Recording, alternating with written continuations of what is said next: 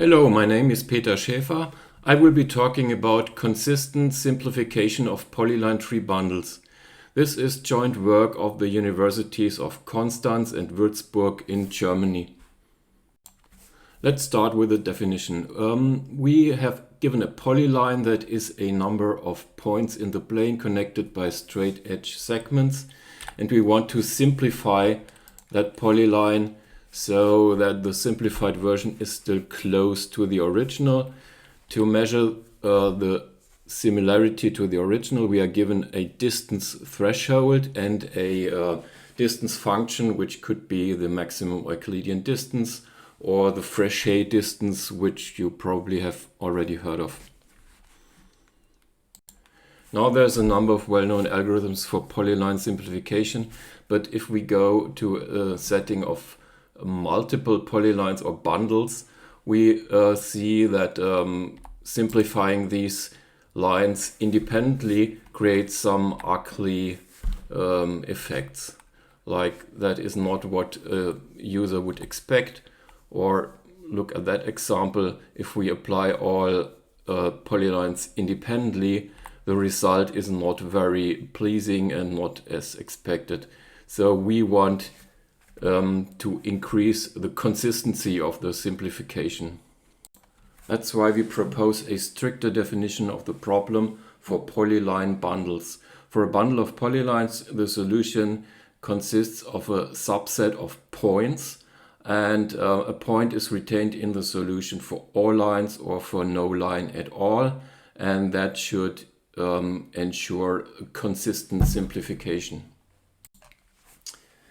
The problem becomes considerably harder. It has been shown in a previous paper that polyline bundle simplification is NP-hard, and it is even NP-hard to approximate within a given factor.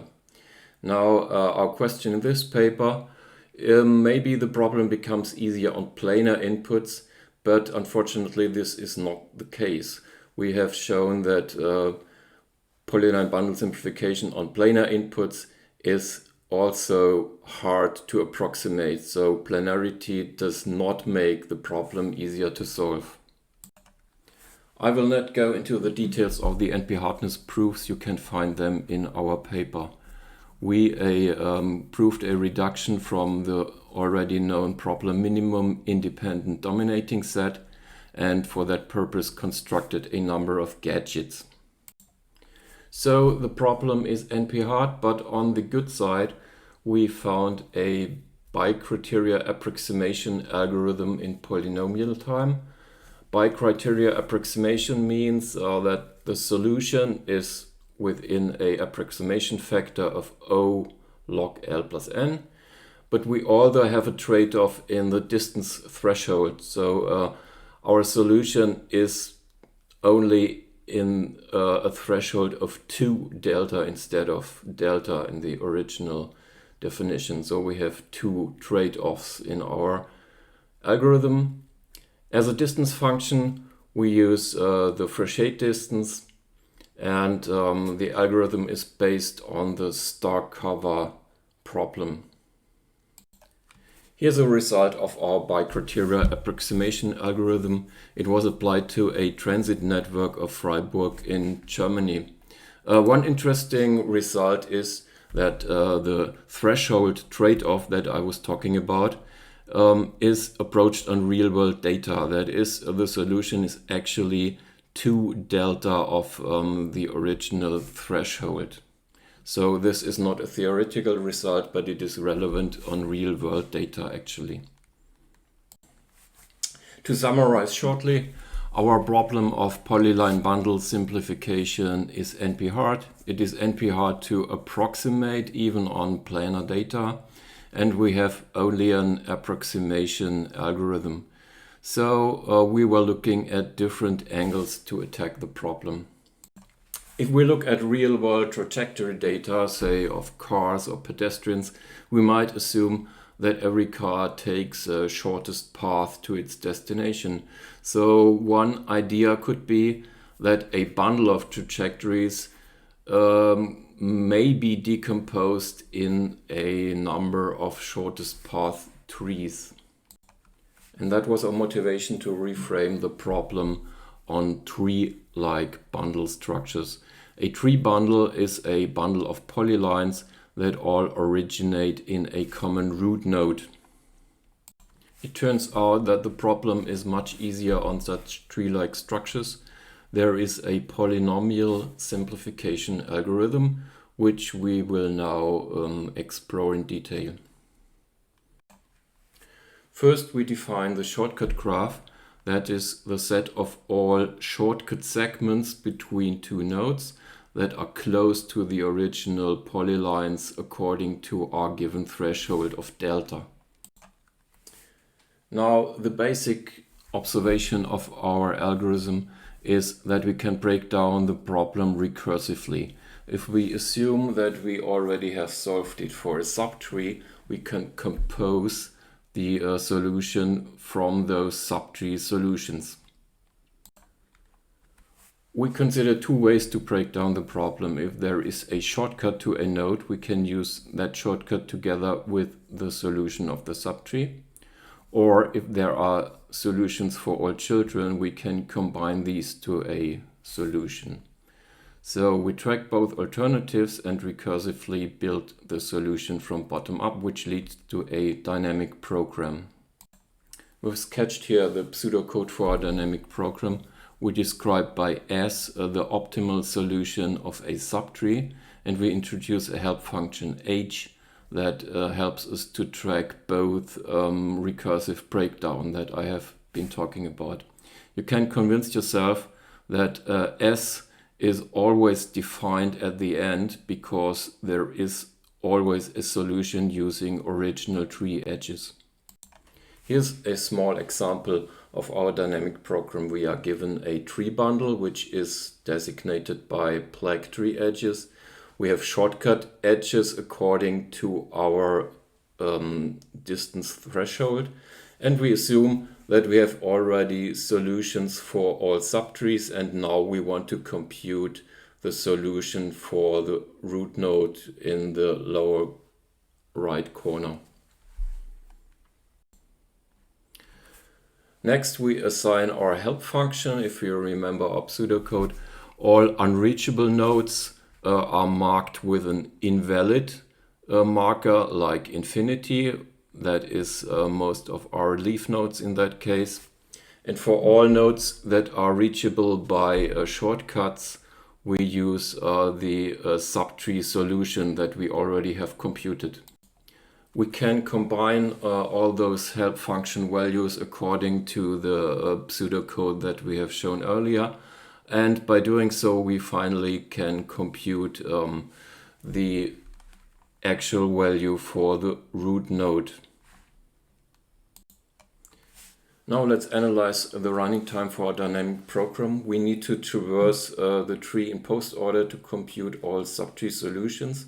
And for each subtree solution, we need another traversal to compute the help functions. All in all, we have two nested traversals and a total running time in the square of n. But remember that our dynamic program was based on the shortcut graph. So we need to add the running time for computing the shortcut graph too, which is fortunately polynomial even for the Frechet distance. Summarizing, we see that the tree bundle problem can be solved in polynomial time, and that matches the running time of single polyline simplification algorithms. Now let's look at some real-world data. We have taken a roadmap of constants and generated a number of random trees and assembled these trees into a huge tree bundle and then applied our dynamic program simplification algorithm. We have compared the results of our dynamic program to the bicriteria approximation algorithm that I have shown you before. As expected, the dynamic program produced better results because it is an exact algorithm, but it is also much faster than the bicriteria approximation algorithm. But remember that we limited our problem on trees. So the question is now, how can we use our tree algorithms for general networks or bundles. Remember our original motivation that real-life trajectory data might exhibit tree-like structures. So we are now looking how can we decompose networks of polyline bundles into trees. Our first approach was a greedy heuristic. We pick a tree root and then we grow the tree bundle as large as possible and then continue until we have covered the whole network. By fixing tree roots, we of course limit our solution space and thus we get not optimal solutions. But our assumption is that we can find a decomposition with little impact on solution quality.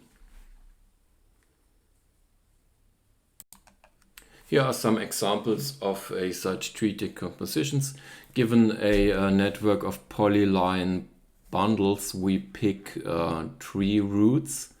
For example, we could pick nodes with a high degree, assuming that high degree nodes make good tree roots, but that is, of course, a heuristic. As input data for experimental evaluation, we used public transit networks of large cities in Germany and the US with up to 10,000 nodes. Summarizing, there are three notable results. The tree bundle approach is much faster than the by-criteria approximation, which was expected after our runtime analysis. But it turns also out that our tree bundle approach is comparable in solution quality, that is in the number of retained nodes.